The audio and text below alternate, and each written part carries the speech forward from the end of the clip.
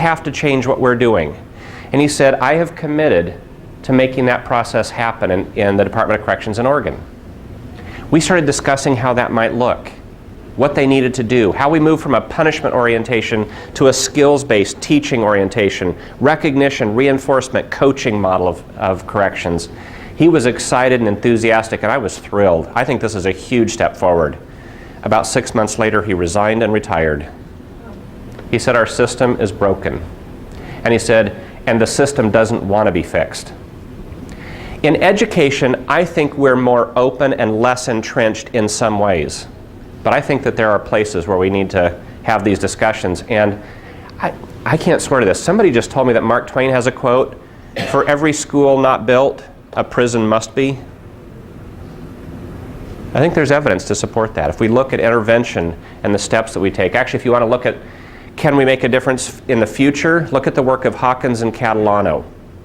They did something sort of school-wide like PBS. They used a universal social skills curriculum, and they did some parent training. And they could change the school environment, and that's nice. But what was really exciting was they went and looked at the kids, the cohorts. They had treatment and control groups. They looked at the cohorts of kids that had been in the project at 5th grade, and they went out to age 18 and looked to see if they could distinguish the groups. Students who started in the program after 4th grade, you couldn't distinguish from kids who had not been treated.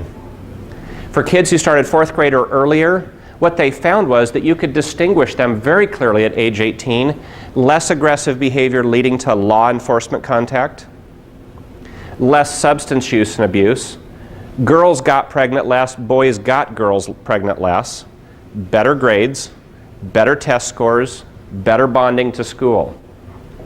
Does it matter? This does matter. If we can do those things, could we start reducing the need for corrections on the other end? I think the answer is very clearly yes. It's Hawkins and Catalano, and it's called the Seattle Social Development Project. Seattle Social Development Project. Yes? You know what the statistics are as far as kids going into an ED classroom? I mean, is it like jail? Once they go in, they're worse when they come out? You know, you've got 6 kids in an ED classroom. They all have different intervention plans. It has to be a nightmare for the teacher. But what are the statistics of kids who come out of an ED placement? Yeah, it's pretty sad. Actually, when you look at special ed overall, and I'm trying to remember the guys at UCLA that did the work on this. It'll come to me in a minute. They did the work on whether or not when kids go into special education placements, are they brought back into general education at some point? And the answer was it's pretty dismal, pretty dismal. ED placements even more so. In fact, when I was in Southern California running the school, one of my great goals was to support these kids before they came to us. And I would actually offer this to the school districts. We contracted with 38 school districts around Southern California. I would actually offer, when I got a referral, I would offer to come in and do an assessment to see if I could help them support the student in general education or in special education, actually it was, in a general setting, public setting. Almost never would anybody take me up on that. And after we had kids ready to transition back, were they wanting to take them? Very rarely. Very rarely. So, I mean, those issues are important to recognize that there is something of a black hole in all of this. And in fact, I don't know if you're familiar with the Larry P. case. Larry P. was a African-American student in California. Larry P. Riles, R-I-L-E-S. You can actually get online and see this. And the issue was Larry P. became a class action representative where the case put before the judge was, are African Americans overrepresented in special education because of discriminatory practices? I think the judge absolutely nailed it. He said, I'm really not all that concerned with overrepresentation. I'm concerned about whether this is effective intervention or a dead-end placement. He said, if you know that a student needs something, I don't care whether they're African American, Hispanic, Asian, white, doesn't make any difference to me at all. They need the intervention, give them the intervention. If the intervention doesn't work, then we need to stop placing kids in special education. So there is this ethical piece where we say, you know, are we doing something that's working and making lives better for students? And I think that's an important question. We also need to balance competing interests. There's a number of competing interests. One is safety versus inclusion. We say we want these kids included in the least restrictive environment. How do we keep the other kids safe at the same time? I mean, we used to just isolate and seclude kids with aggressive behavior. Now we have to balance safety of the group with inclusion of that student. We also have to balance just individual rights versus group rights. Do I have a right as an individual with aggressive behavior to be in the classroom? Yes. Do the rest of the class have a right to have an education free of fear and torment? Yes. How do we balance those competing interests? This is not an easy thing. There's also best practices versus what's realistic. You know, we can talk about doing an FBA that will take hours and hours of people's time, and the reality is that may not be realistic in some cases. So I'm pretty pragmatic about that. Are there other things that you feel like you're balancing competing interests? Okay. Confidentiality. Oh, yes. I think it's interesting when the interest of the school is very different than the interest of the family in terms of the child's outcome. And that's, I think, a constant problem. That's a good one. What happens when the interests of the family compete with the interests of the school? Here's a question for you. Do you believe that all parents love their children? Do you believe that all parents want what's best for their children? Is the interest different? Or is the method of achieving that interest different? I think we need to separate those two sometimes, because I think we often jump to the conclusion in many cases that parents don't love their children when they've been violated, they've been abused, they've been all of those things. You know, I saw some pretty horrific things happen to kids, and I do believe sometimes in sick, twisted ways that most parents love their kids. And they want what's best, and they have no clue. What they think might be best may be very, very warped, illegal, perverted, insane. There's a lot of those things. But I think we need to be careful about that. And then we talk about, can we find ways to work together? But there are times where when it comes out, when it plays out, what they want as the method of achieving best and what we want in the method of achieving best collide. And in those cases, we do have an ethical obligation. The question always comes back to, who's our client? I think this is something education has not confronted well at all. Is our client the parent who has entrusted us with their child? Is our client the child? Is our client the community that funds our schools, etc.? But I think those are things we have to wrestle with. There's also a legal obligation in many cases, right? If we believe that the parent is absolutely wrong in preventing a child from getting the free, appropriate public education that they're entitled to, you know what the law says? Who can tell me what the law says under that circumstance? If you believe that the parent is blocking a child's right to appropriate education, then the school's supposed to take over and function as an advocate for the child. Sort of. We actually, no, you're very close. That's probably, there's that issue of what... I think it's like best of both worlds, best practice versus reality, but... There's going to be a process of looking for a surrogate, but even before that, if we believe that a parent has done something that's not in the student's best interest in blocking them from that free, appropriate public education, we have an obligation to take them to due process. How many times have you heard of that happening? Isn't that an interesting one?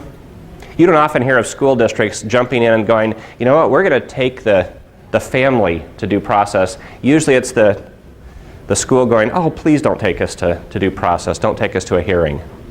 Yeah. Okay, confidentiality and information sharing. How much information can we share while keeping confidential as much information as possible? I think this is a balancing act, and I will tell you that everything I read comes back to need to know. Could you justify it? There is actually a practice that I believe in most of these areas that is this. It's the 60 minutes rule.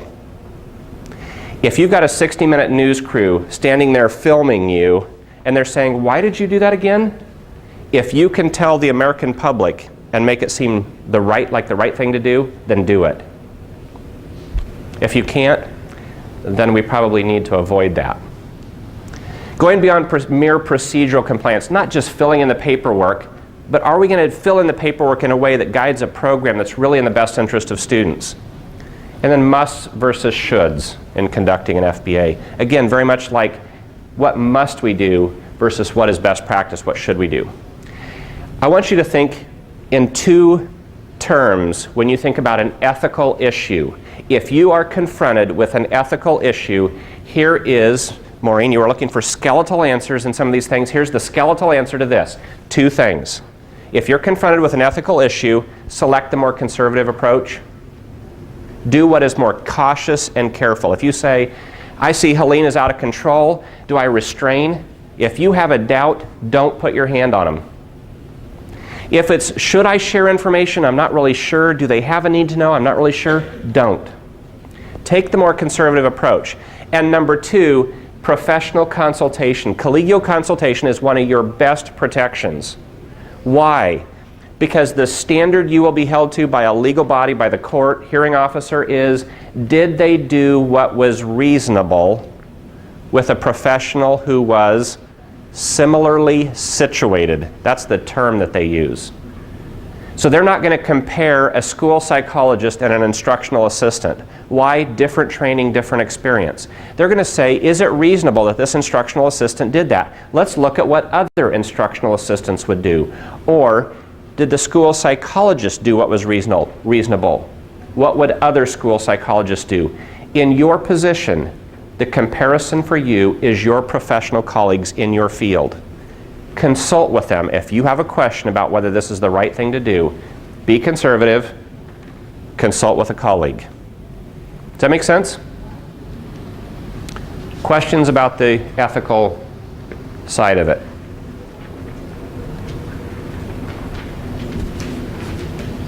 You ready to move? Let's take a break.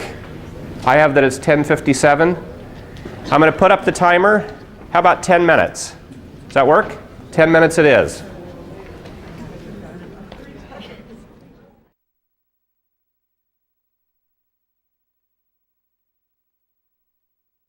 May I have your attention, please? We're going to start next with talking about legal issues, with the caveat that I'm not an attorney. But I want to give you just some really basic pieces around this. What laws govern behavioral program and practices in a school? Do you know?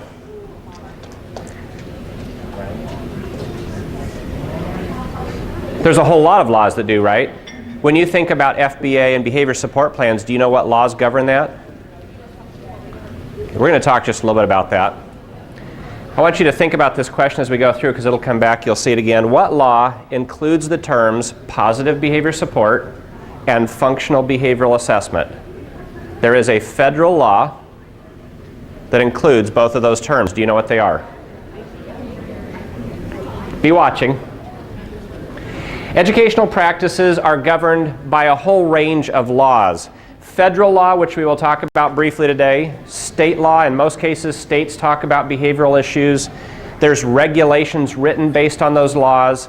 There is case law, which is judge-made law.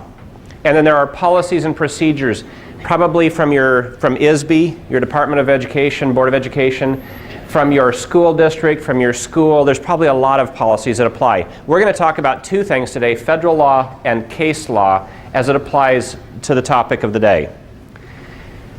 No Child Left Behind, whether you love it or you hate it, and sometimes I do both, has some things in it that I think are important to recognize. One of those is increased accountability for outcomes. When we are thinking about behavior programs, more and more you will be asked to document what outcome did it have for your students. Increased focus on teacher and administrator training, focus on substance use and violence, and focus on research-based interventions. You will hear that there is a theme that runs throughout the federal laws increasingly, with outcomes focus, evidence-based interventions focus, and a focus on reducing violence. No Child Left Behind.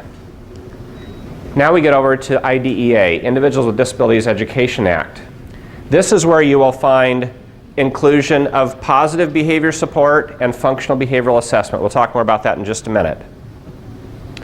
It also discourages over-reliance on exclusion and isolation. The history of kids with disabilities, almost regardless of the disability, was we want them somewhere else, not in my backyard. And that's the history of special education law, or IDEA. It also encourages the use of evidence-based practices and accountability. Well, let's talk about positive behavior support with regard to IDEA. Yes? When it's brought up in the IDEA, is it only brought up in the context, the first one, includes positive behavioral support and positive behavioral support? Is it only brought up actually in the area of alternative placement and suspension? Good. Or is it brought up someplace else? Good question. Let's start with PBS. PBS is a recommended practice, and it's recommended when a student's behavior impedes the learning of him or herself or others in that setting. Under those conditions, what the law says that the IEP team shall consider. By law, an IEP team is required to consider positive behavior support strategies when a student's behavior impedes the learning of himself or others. Doesn't say you have to do positive behavior support. It is a recommended practice that you shall consider. Is that clear? I mean, that's the language, the shall and must language is sometimes a little tricky. In this case, it shall be considered. Let's look at FBAs. In this case, you are absolutely right. In this case, functional behavior assessment is required when, in a general term, what we call a change of placement is considered. Whether that's through suspension of more than 10 days, whether we're talking about other kinds of things that result in what's called a change of placement. In this case, we could talk about an interim alternative education setting. I'm not going to go to a great length on this issue, but I want you to be aware that the law does, does require, okay, we need a little behavior management here, huh? Well, that's loud enough, isn't it? We'll see if distance makes the heart grow fonder. Can you still, that's still, where is this coming from? You're standing under the speaker. Ah, hello. Does this help? Okay. It's still louder though, isn't it? All of a sudden it's, was it not working before? Maybe we can ask the technical assistance person what might be happening here. Actually, you're deaf. We're reading your lips. You're reading my lips. You've been doing that the whole time. It doesn't matter. Okay. Read my lips. This ain't working.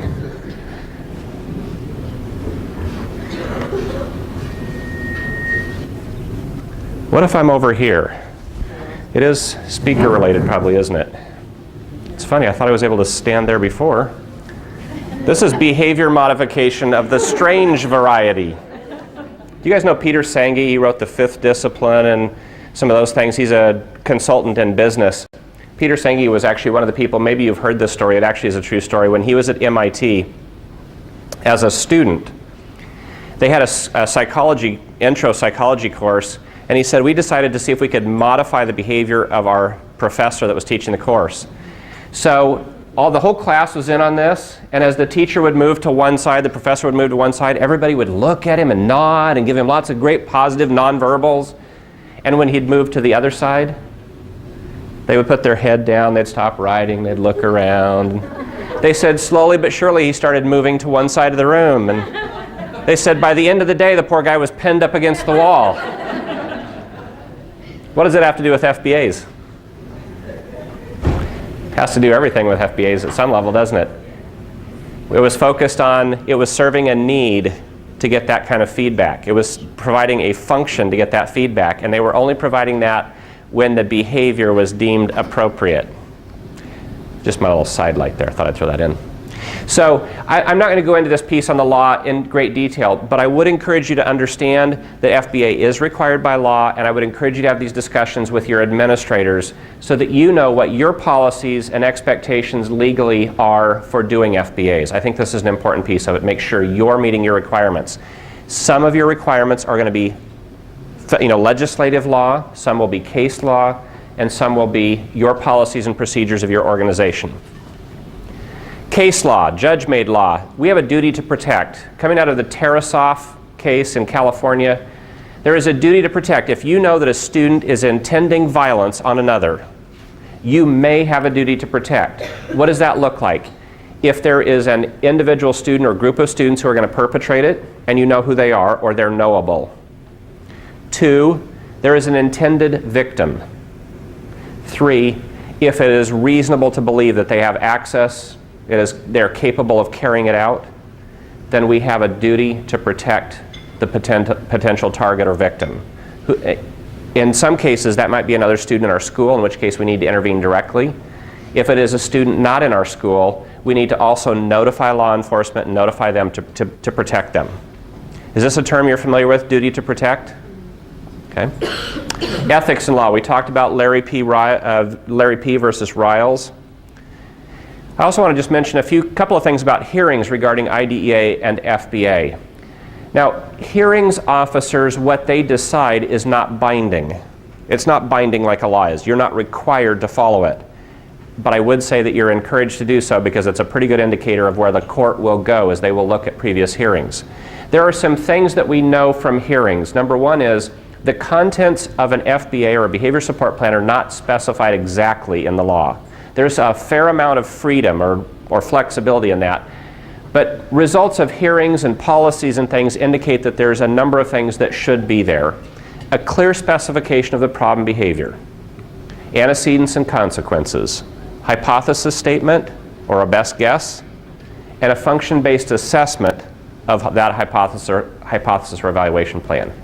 We're going to come back and talk about this more, but just be aware that this is an important piece of it, that there are known components. And if you fail to attach your FBA and your behavior support plan to the IEP, it is considered a failure to provide FAPE, denial of free, appropriate public education. Then there's just the law and common sense. An unruly kindergartner at a Thurgood Marshall Academy in St. Louis was handcuffed by police and driven around in the back of a squad car last week on the orders of Sam Morgan, the school's principal. Mr. Morgan, in an attempt to justify his behavior, explained he was trying to scare this kid straight. He was subsequently placed on administrative leave as the Charter Schools Oversight Committee concludes their investigation of the matter. This is what popped up in the news. Now, it is important to understand that reasonableness is an important piece of the law. What you do has to be reasonable, and I will go back and say, if you're unsure whether or not what you're going to do or considering doing is reasonable, consult with a colleague. What would you have said if the principal had come to you and said, we got this little squirrel, been making a problem in the classroom, I think if we just scare him straight, we'll do okay? Are you seeing anything like this in the general public? I am. Remember, Scared Straight actually came out, I don't know, 25 years ago maybe, or maybe more, I don't remember exactly. And what they did was they took kids who were adjudicated of juvenile delinquent acts, took them to major prisons, and had lifers try to scare these kids straight. Do you know what the result was? Some kids got worse. We have to be careful that our interventions aren't first do no harm is the medical, part of the medical phrase. We need to make sure that what we're doing is reasonable and does no harm. And these kind of interventions can't help. The other one is, you'll see a lot right now, is boot camp. If we just have a sergeant yell at these kids, it will scare them or intimidate them into getting better. My experience is that the kids at the top of the pyramid will never be intimidated into long-term behavioral change. We do need to use good common sense. Okay, I prompted you, right? Told you were going to see this. Under what conditions is an FBA and behavior intervention plan required? Just a real basic. What's the one sentence piece? Which 10 days out, when we're talking about 10 consecutive days of, or 10 days of suspension, all I want you to know is anytime there is a change of placement, and the 10-day rule is a change of placement. Interim alternative education setting, placement change. If you're talking about substantially changing the program or setting for a student, an FBA and a behavior intervention or behavior support plan are required. Is that only when the change and placement was due to behavior, or is it even just for academic changes? If the change of placement is due to behavior, you need to do an FBA. You would need to do a new IEP if you're going to change the program under any conditions, for whatever reason. The IEP needs to reflect the current placement, the current program, etc. Okay? Questions about the legal issues? Okay. Research and discipline. What's the role of research in developing discipline policies and implementing discipline practices? And what should it be? Have you ever had somebody have an argument about whether this student is ED, BD, or conduct disordered? Have you heard this discussion? Have you followed it? Do you know what it's about? When you look at educational law, one of the things that the law says is that if it's conduct disordered, it's not the same. We don't have the same obligation to provide support and service. Now my question to you is, are they different? What is the definition? Well, I'm not going to go at great length into the definition, but there is a belief that one is a disability and the other is a volitional act. That conduct disorder they want to do and that they're choosing to do, and that's different. In the argument, that is different than students who have a disability condition that they can't help. Which is why we do manifestation determination, right? We want to know, could this child control the behavior? Is it a part of their disability, or is it something else? So one a medical definition and one an educational term? I mean, if I have a conduct disorder and it impacts my education, I may be EDB in the classroom. When you talk about conduct disorder, you'll find it in the DSM-IV, a diagnostic and statistical manual that psychiatrists use, that psychologists use, etc. But it also shows up in the educational language because one of the rule-outs for service is conduct disorder, and a lot of times what we've done is say, I think that kid's conduct disorder, now I don't have to serve him. Now I'm not saying that you've seen this, but that's the history in education. That's where this argument came from. I think it's always hard for me because in schools, we have to follow the school code, not the mental health code. So it's always kind of difficult. Remember, we go back to that discussion of what's the definitions and what's the purpose for which we're using them. And we need to make sure that what we're using is definitions that work to achieve our outcome, the desired outcome. You'll see the same argument around a student with a learning disability versus what's been called a garden variety low academic achiever. And the research in both of these cases, you can't distinguish between the groups. You can't distinguish between a kiddo that's been diagnosed as learning disabled and a student who has the garden variety low academic achieving. The same thing is true of what is the research to show that there is a difference between our educational category and conduct disorder. It's not well supported. It's not well supported. But why does that matter? Because again, it comes back to what's the practice. Our practices, evidence-based interventions, a prevention or treatment practice, regimen, or service that is grounded in consistent scientific evidence. It's important to look to say, are we doing something that the research, the body of research has consistently pointed to as effective? That we can look at improved outcomes in both controlled settings, clinical settings, and out in the real world. The practice is sufficiently documented to permit the assessment of fidelity. Why does that matter? Because I think we've often chosen interventions that aren't necessarily evidence-based. What's the history of working with kids with discipline problems? Historically, we redirected them away from education. Well, then they came into education and we'd remove them when they acted out. We went from that to it was a civil rights issue for students with disabilities to be allowed into school. Then the school shootings came along and people pressured to get rid of those kids. Let's just get them out of school. And now we're back to an issue of accountability of, can we show that we have an effective program that's making a difference for students? What's the future of discipline practices in American public schools? That's a good question. I think we're moving towards more evidence-based interventions. There's the appearance of that. I will always say best practices are our best protection. From a legal standpoint, if what you are doing, you know, is a best practice, you're pretty safe. But you have to be clear, is this something I just believe, or I know that the evidence is there to support it? Issues around the legal piece of it. Do you guys bump up against the legal issues very often? Not really? I think we had one administrator in the room That's probably the person who's bumping up against some of the legal issues. How many of you have been to a hearing or a due process? Okay. It's not something you really enjoy for the most part, is it? Unless somebody else is doing it, maybe. But it is something we want to be careful of and stay out of the way of. And the best way to do that is show good faith. We're here to benefit children, and we're using evidence-based practices. Okay. When we look at this, we're going to talk about two approaches. We're going to talk about systemic approaches and individual approaches. Our philosophy guides what we do, and the science and body of knowledge should guide it. And when we take these pieces and we try to take evidence-based interventions, the question is what's the role of the host environment? Is your school culture supportive of using evidence-based practices, or do they do things because they believe in them without evidence, or because that's the way we've always done it? If you want to talk about placing FBA in a context, the context is it is a systems approach. It is part of a systems approach that is evidence-based, it's team-driven, and utilizes data to make important decisions.